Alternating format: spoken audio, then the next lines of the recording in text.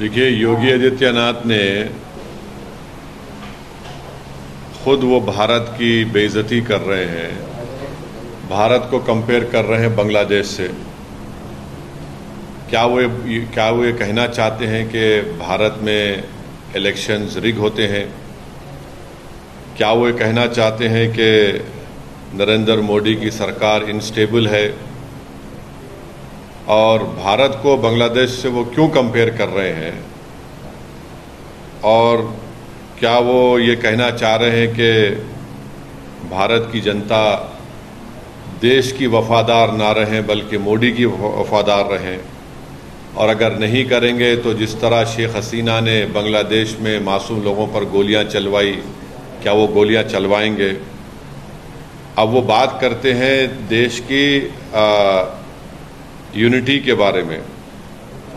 तो यूनिटी देश की कब होगी? जब इंसाफ होगा। और खुद योगी ने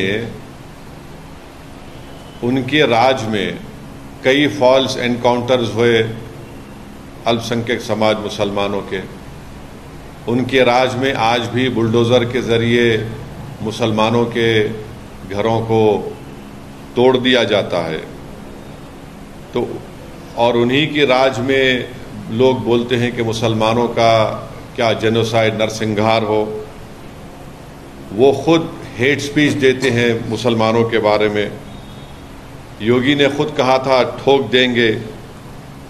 तो जब वो खुद इस तरह की बातें करते हैं और देश की अखंडता और यूनिटी की बात जब वो करते हैं, तो उनके मुंह से जब इतने सब अनाप शनाप बातें निकलती हैं, तो फिर वो तो कुछ और ही बात कर रहे हैं।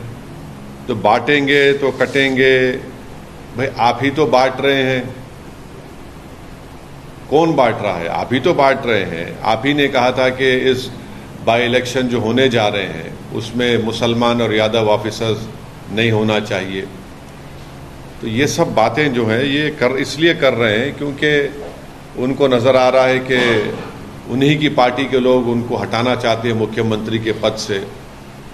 तो शायद वो बीजेपी को कह रहे हैं कि बटेंगे तो कटेंगे। तो ये इनका इनसिक्योरिटी है, उनकी अनपॉपुलैरिटी है उत्तर प्रदेश में। और फिर वो भूल गए कि जब देश की अखंडता की बात कर रहे हैं तो जो डिफेंस की ज़मीन थी उन्होंने इंडस्ट्रियलिस्ट को दे दिया वहाँ पर। तो ये सब इनका रिकॉर्ड रहा है। तो इसलिए वो बौखलाहट का शिकार होकर अपने हस्बे आदत सिर्फ मुसलमानों को निशाना बना रहे हैं अपनी हेट स्पीच के ज़रिए।